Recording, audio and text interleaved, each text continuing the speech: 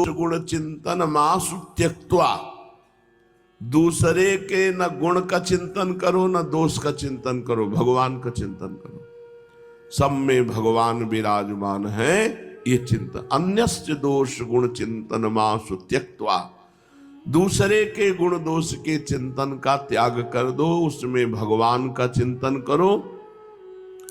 सेवा कथा रसमहो नितराम पिबत्वम, भगवान की सेवा में लगे रहो, भगवान की परम पावन मंगलमयी कथाओं का कथन श्रवण करो, नाम कीर्तन करो, नाम जप करो, इसी में डूबे रहो, यही परम कर्तव्य है।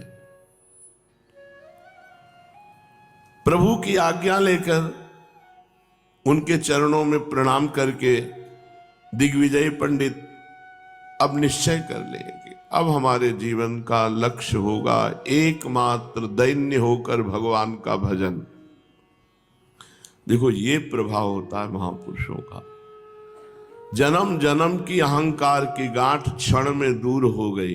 कितना सुंदर मार्ग हृदय में। एक तो विद्वान है, नियम संयम से चलने वाले हैं, भटक रहे थे, सही दिशा मिल गई, बहुत बढ़िया मार्ग पुष्ट हो गया। अब वो पंडित दिग्विजयी अपने डेरे पर आए, उनके पास जितने हाथी घोड़े सामान साज बाज सब वहीं नवद्वीप में बांट दिया। जितने उनके साथ दिग्विजय पंडित के साथ ब्राह्मण जन थे सबको वापस कर दिया, जाओ सब अपने अपने कार्य में लगो। और इसके बाद वो भगवत चिंतन करने के लिए महाप्रभु को गुरु रूप में अपने हृदय में बिठा करके एकदम समाज से एकांत हो गए। इसके बाद पता ही नहीं चला कि दिग्विजय का हुआ क्या। एकदम एकांत जीवन भिक्षावृत्ति से जीते हुए अपने शरीर को पूरा कर दिया। ये महाप्रभु की कृपा हुई। अब तो पूरे नवद्वीप में डंका बजने लगा चैतन्य महाप्रभु का, क्योंकि इतना बड़ा दिग्विजय छोटे बच्चे की तरह रोकर चरणों में गिरा और आदेश उपदेश प्राप्त करके सब कुछ त्याग कर बांट करके भगवान का अनन्य प्रेमी हो गया। निमाई पंडित की ख्याति और भी अधिक फैल गई। अब पाठशाला में पहले से बहुत अधिक छात्र पढ़ने के लिए आने लगे। निमाई पंडित समस्त सद्गुणों से युक्त थे। उनका हृदय अत्यंत ही कोमल और बड़ा ही विशाल था। उसमें मनुष्य मात्र के लिए ही नहीं, प्राणी मात्र के प्रति प्रेम और ममता के भाव भरे हुए थे। उनका शरीर सुगठित, सुंदर और शोभायुक्त था। वे इतने अधिक सुंदर थे कि मनुष्य उनके सौंदर्य को ही देखकर मोहित हो जाता। चेहरे पर कहीं भी सिकुड़न नहीं, तेजोमय चेहरा, और हर समय मुस्कुराहट नाचती थी मुंह पर। ऐसा लगता मुख पर हंसी नृत्य कर रही है जब सहज में होते तब, और जब साथियों से विनोदपूर्ण बातें करके हंसते हंसाते तो सबके मन को चुरा लेते। स्वभाव में चुलबुलापन, छोटे बच्चों को भी मात कर देने वाला स्वभाव, और विद्वता में बड़े बड़े दिग्विजयों को परास्त कर देने वाली विद्वता। इन्हीं सब कारणों से नगर के सभी लोग इनसे अत्यंत स्नेह रखते हैं। जो भी इन्हें देख लेता वही प्रसन्नता से खिल उठता। सभी जानते थे निमाई अब बालक नहीं है, वे नवद्वीप के एक नामी पंडित हैं। इन्होंने शास्त्रार्थ में दिग्विजयी पंडित को परास्त किया है। ये अपने लोकोत्तर प्रतिभा के कारण बंगाल के कोने कोने में प्रसिद्ध हो गए। सैकड़ों छात्र इनके पास विद्या अध्ययन करने आते, फिर भी वे उन्हें अपना एक साथी तथा प्रेमी ही समझते थे। उन लोगों को ये ख्याल भी नहीं होता कि इतने बड़े महापुरुष के पास हम बैठे हैं। मित्रवत व्यवहार करते महाप्रभु। इनके साथ सम्मान और शिष्टाचार का व्यवहार करना चाहिए, ऐसा नहीं, मित्रवत व्यवहार। अगर कोई सम्मान करना भी चाहता तो महाप्रभु उसे अवसर ही नहीं देते सम्मान का। ऐसी हंसी मजाक करके उसे समानता प्रदान करते, ऐसी छेड़खानी करते को भूल जाता इनको सम्मान करना है। बड़े बड़े लोगों से परिहास करने में नहीं चूकते थे। ये नवद्वीप के प्रत्येक मोहल्ले में घूमते, कभी इस मोहल्ले से उस मोहल्ले जा रहे, कभी उस मोहल्ले से इस मोहल्ले, रास्ते में जो मिल जाता उसी से कुछ न कुछ छेड़खानी करते। बड़े लोग कहते, पंडित इतनी भारी विद्वता होने पर थोड़ा तो गंभीर रहा करो, हर समय लड़कपन ठीक नहीं होता। अब तुम एक गणमान्य विद्वानों में माननीय हो, आप झूठा सा आश्चर्य प्रकट करते। अच्छा, अब हमारी पंडितों में गणना हो गई, विद्वानों में गणना हो गई, हमें नहीं पता था, आज आप बताया, अब इस पर विचार करेंगे। वो बेचारा चुप हो जाता, अपना समूह लेकर वो चला जाता, और ये विद्यार्थियों के साथ खेलते हुए फिर आगे बढ़ जाते। इनका नगर भ्रमण बड़ा ही मनोहर होता, देखने वाले इन्हें एकटक देखते देखते रह जाते। तपाए हुए स्वर्ण के समान सुंदर शरीर था, उस पर एक हल्की सी बनियाइन, चौड़ी काली किनारी की नीचे तक लटकती हुई सफेद धोती के ऊपर एक हल्के से पीले रंग की चादर ओढ़े रहते, और मुख में पान की बीड़ी, और बाएं हाथ में पुस्तक, दाहिने में एक हल्की सी छड़ी। साथ में 10-5 विद्यार्थी, और उनसे बातें करते हुए चले जा रहे थे। बीच बीच में इधर उधर भी देख लेते। किसी कपड़े वाले की दुकान को देखकर उस पर जा बैठते। कपड़े वाला पूछता, कहिए महाराज क्या चाहिए? आप हंसते हुए कहते हैं, जो यजमान की इच्छा हो दे दो। दुकानदार कहता, हंसी मजाक कर रहे हो? कोई कोई दुकानदार जबरदस्ती इनके सिर पर कपड़ा मढ़ देता। उससे कहते, लेने की तो हमारी इच्छा नहीं, पर जब आप श्रद्धा से देते हो तो लेते जा रहे हैं, पर पैसे की आशा मत रखना, और उधार हम किसी से लेते नहीं, और नगद किसी को देते नहीं।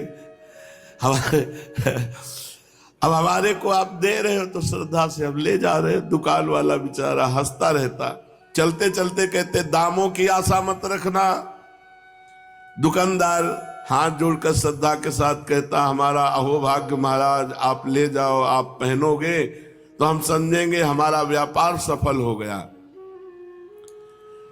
ये कपड़ा और लेते जाइए और अपने छात्रों को वस्त्र बनवा दीजिए। ऐसा ये प्रसन्नता पूर्वक उन वस्त्रों को ले आते, और गरीब जो अपने मित्र विद्यार्थी जन थे उनको कपड़ा दे देते।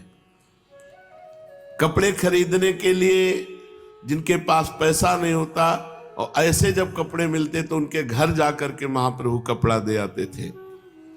कभी किसी गरीब वस्त्र बनाने वाले के यहाँ जाते और उसको थान देते कपड़े का, और कहते, दाम तो हमारे पास है नहीं, बोलो श्रद्धा के साथ दोगे? अरे हाँ महाराज, ले जाइए, आप ही तो हैं इसके सच्चे गाहक। तो कहते, चलो अच्छा, फिर कभी देखेंगे, हंसते हुए चल देते। ऐसे महाप्रभु किसी से भी विनोद करने में चूकते थे नहीं थे।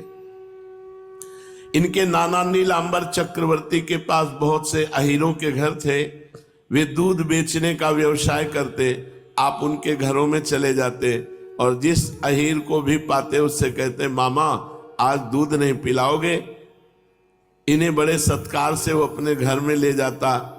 सभी मिलकर विद्यार्थियों के सहित इनका खूब सत्कार करके कोई ताजा दूध पिलाता, कोई दही लाकर खवाता, कोई थोड़ा माखन लेने का आग्रह करता। ये निसंकोच भाव से खाने लगते। घर की स्त्री को देखकर कहते, मामी तेरा दही तो खट्टा है, थोड़ी चीनी डाल देती तो स्वाद बन जाता। ये सुनकर कोई चीनी लेने दौड़ती, चीनी घर में ना होती तो गुड़ ही ले आती। ये हंसते हंसते गुड़ के साथ दही पाने लगते। विद्यार्थियों को भी दूध दही पिलाते और फिर हंसते हंसते पाठशाला की ओर चले जाते। विशेषकर ये सीधे साधे वैष्णवों को और सरल स्वभाव वाले दुकानदारों को खूब छेड़ते थे। दुकानदारों को भी इनके साथ छेड़खानी करने में आनंद आता। एक पान वाले से इनका सदा झगड़ा ही बना रहता था। ये उससे मुफ्त पान मांगा करते और मुफ्त देने से इनकार करता। तभी अपने हाथ से ही पान लगाया उठा लेते और पान वाला देखता रहता और ये उसे चट पा जाते।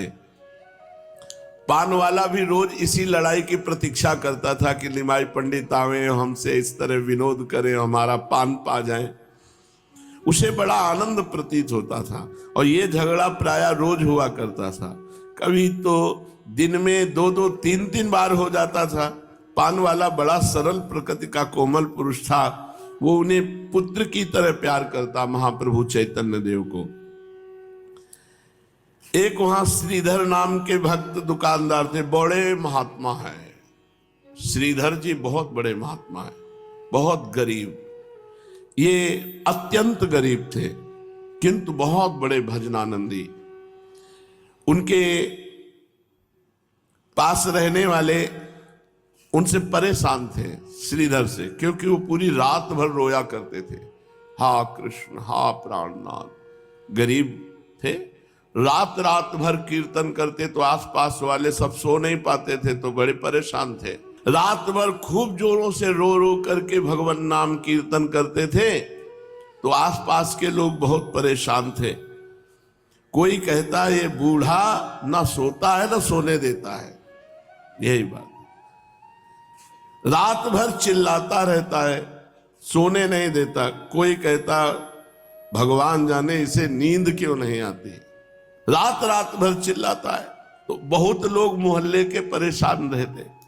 कोई जाके कहता अरे थोड़ा धीरे धीरे भजन करो, भगवान बहरे थोड़ी, मार कर ताल मार करके जोर से कीर्तन करते हो, जोर से आवाज करते हो, भजन धीरे धीरे किया करो। तो कहते बेटा धीरे धीरे कैसे करो,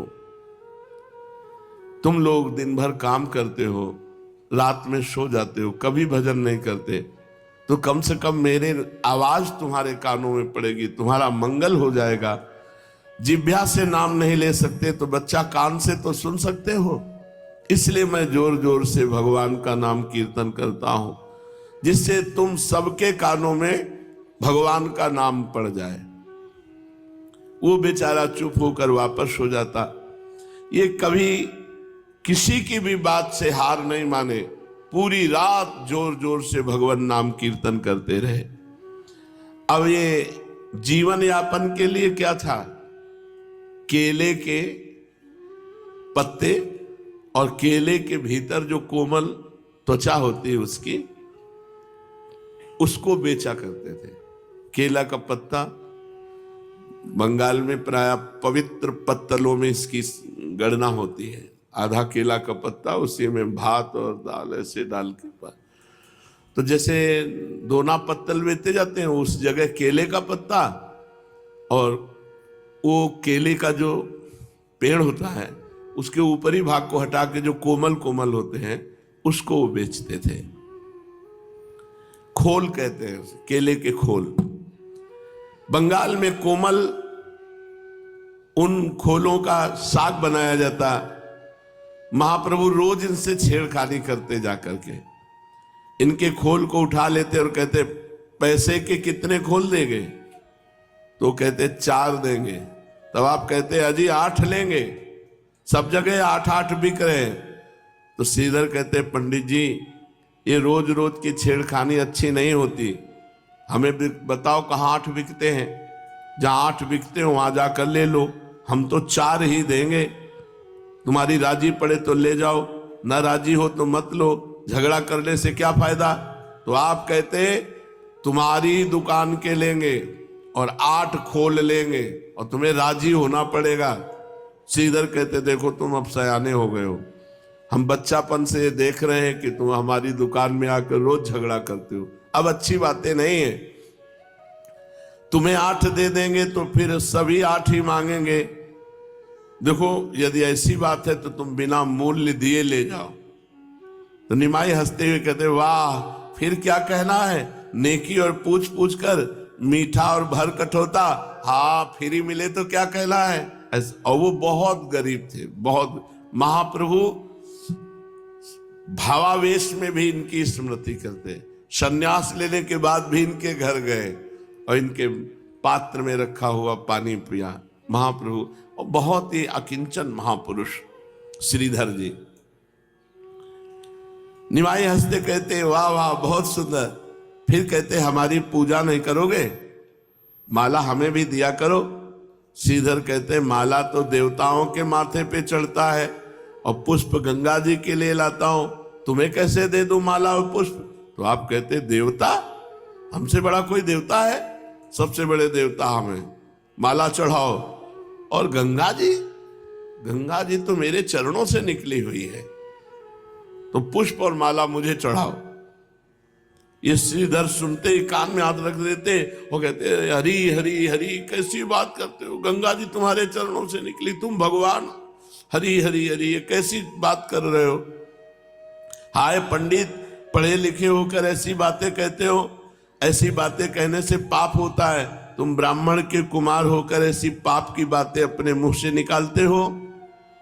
कालांतर में जब महाप्रभु का स्वरूप प्रकाशित हुआ तब श्रीधर को ये बातें याद आई कि सबसे बड़े देवता ये हैं और यही कहते थे हमारे चरणों से गंगा जी निकली है। महान भक्त हुए गौरांग देव के श्रीधर जी। इन्होंने अंत तक महाप्रभु चैतन्य देव को साक्षात भगवान मानकर आराधना की और बार बार पश्चाताप प्रकट किया कि मैंने इनको खंडन करके इनकी बात कहा कि तुम ब्राह्मण के बालक हो और कहते हो हमारे चरणों से गंगा जी का धोर, ये पाप की बात कहते हो। ये जीवन भर पश्चाताप रहा कि मैंने अपने प्रभु को नहीं पहचाना। गौर भक्तों में श्रीधर का खोल बहुत ही प्रसिद्ध था। गौर को श्रीधर के खोल के बिना सभी व्यंजन रुचिकर नहीं लगते थे, क्योंकि दीनता थी। एक दिन ये घर की ओर जा रहे थे, रास्ते में पंडित श्रीवास जी मिले। श्रीवास पंडित अद्वैताचार्य के साथी और स्नेही थे। महाप्रभु चैतन्य देव के पिता के अभिन्न मित्र थे श्रीवास जी। इनकी पत्नी मालती देवी और ये निमाई को सगे पुत्र की भांति प्यार करते थे श्रीवास जी।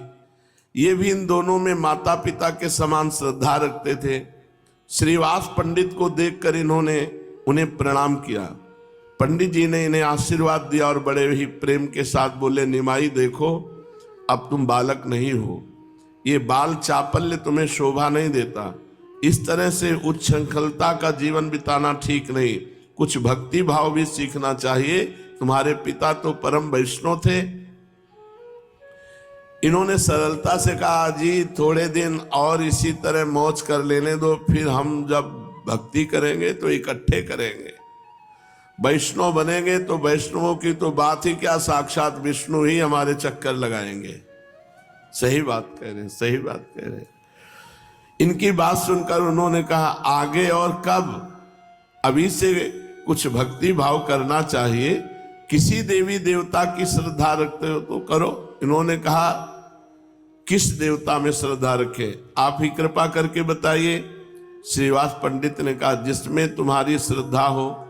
देव पूजा करनी चाहिए और भगवान नाम का यथाशक्ति जप करना चाहिए।